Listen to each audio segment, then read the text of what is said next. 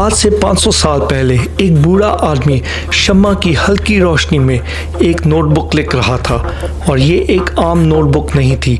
It contain ground breaking discoveries across multiple field, जैसे जिस्म में रूह की लोकेशन का होना, हवा में उड़ने का राज, खूबसूरती का राज और सबसे बढ़कर, जी हाँ सबसे बढ़कर अपनी मौत की पेशिनगोई को लिखना। और इसका नाम था लियोनार्डो दा विंची, जिसने अपने ख्याल और अपना दिमाग उस नोटबुक पे उतार दिया। इस वीडियो में हम उस नोटबुक को डिक्रिप्ट करेंगे। Stay with me till and.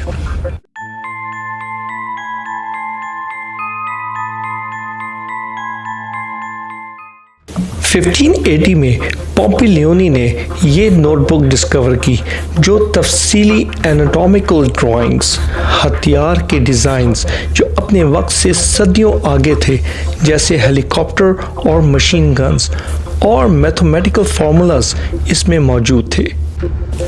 Pompey Leone ने 2500 सफ़ों को 2 वॉल्यूम्स में तरतीब दिया। 1011 सफ़ों का कोडेक्स एटलांटिकस, जिसमें तमाम साइंटिफिक और टेक्निकल काम को शामिल किया, और कोडेक्स अरेंडल, जिसमें सारे एनाटॉमिकल, आर्टिस्टिक और फिलॉसफी वर्क को कलेक्ट किया। पॉम्पी लियोनी की मौत के बाद ये वॉल्यूम के पार्ट्स बढ़कर इटली से स्पेन और फिर इंग्लैंड और फ्रांस तक पहुंच गए। After 300 years, during 1800s, scholars का रुझान इस नोटबुक पर जाता है और काफ़ी अजीब पैटर्न्स देखे जाते हैं, जैसे दिल के धड़कन की तस्वीरें, ब्लड सर्कुलेशंस, हथियारों की डिज़ाइन जैसे जानबूझकर गलत बनाया गया हो, जैसे कि क्रॉसबो का फायरिंग मैकेनिज्म उल्टा बनाया गया हो।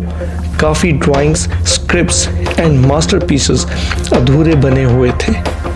स्कॉलर्स ने अपनी थ्योरी पेश की और कहा कि लियोनार्डो दा विंची एक जीनियस इंसान था, जिसने डिलिबरेटली अपनी रिसर्च को उल्टे अल्फाजों में इनक्रिप्ट किया हुआ था। ड्यूरिंग 1900s ये थ्योरी इतनी पॉपुलर हो गई कि इस पे काफ़ी किताबें लिखी गई, जैसे decoding da Vinci, secrets of the code और द हिडन मैसेजेस। ये किताबें आधा सच बयां कर रही थी, मगर पूरा सच इससे भी ज़्यादा दिलचस्प था। 1938 में एक किताब पब्लिश होती है जिसमें लियोनार्डो दा विंची के राजों को काफ़ी रिवील किया गया, रिटन बाय लुडविग हेडनरिच, एक जर्मन आर्ट हिस्टोरियन, और दुनिया को पहली बार लियोनार्डो दा विंची की हकीकत का मालूम हुआ। लियोनार्डो दा विंची ने अपने आप को आइसोलेट करके अपनी रिसर्च और ख्यालों को नोटबुक की शक्ल में तब्दील कर दिया। उसकी दुनिया लोग नहीं, उसके ख्याल और उसके सवाल थे जो उसने अपनी नोटबुक पर उतार दिए, जो पेज दर पेज एक नई दुनिया को जन्म दे रही थी। अब आप डिस्कवर करोगे एक जीनियस माइंड का रियल टाइम एवोल्यूशन जो उस नोटबुक पर छप चुका था। सच्चाई की खोज लियोनार्डो की जिंदगी का मकसद बन चुका था। अब लियोनार्डो को इंफॉर्मेशन की नहीं बट रियलिटी को तलाश करना था।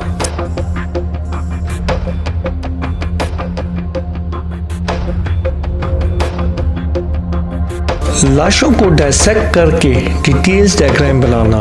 लियोनार्डो लिखते हैं, the head is ruled by geometry. इंसानी चेहरा divide into 3 equal parts, forehead to brow, brow to nose and nose to chin. Leonardo da Vinci understood the nature of lights. Lights कभी भी रफ एजेस नहीं बनाती, बल्कि एक smooth gradient बनाती है। ऑन द अदर हैंड, किताब में वेपन्स ऑफ मैस डिस्ट्रक्शन का भी जिक्र है। हिस्टोरियंस कंफ्यूज थे, लियोनार्डो दा विंची के अंदर छुपा इंसान हीरो था या विलन। ये सवाल आज भी इसी खोज में है कि लियोनार्डो दा विंची ने ये नोटबुक दुनिया से क्यों छुपाई, और मरने से पहले उन्होंने अपनी ज़िंदगी को क्यों फेलियर बता रहे हैं। जबकि 20वीं सदी में MRI ने लियोनार्डो की वॉर्टेक्स थ्योरी को कंफर्म किया, और कार्डियक सर्जन्स ने जब उनकी डायग्राम्स देखी तो उन्होंने कंफर्म किया कि लियोनार्डो ने 500 साल पहले वो सब कुछ देख लिया था जो आज के सुपर कंप्यूटर्स भी नहीं देख सकते।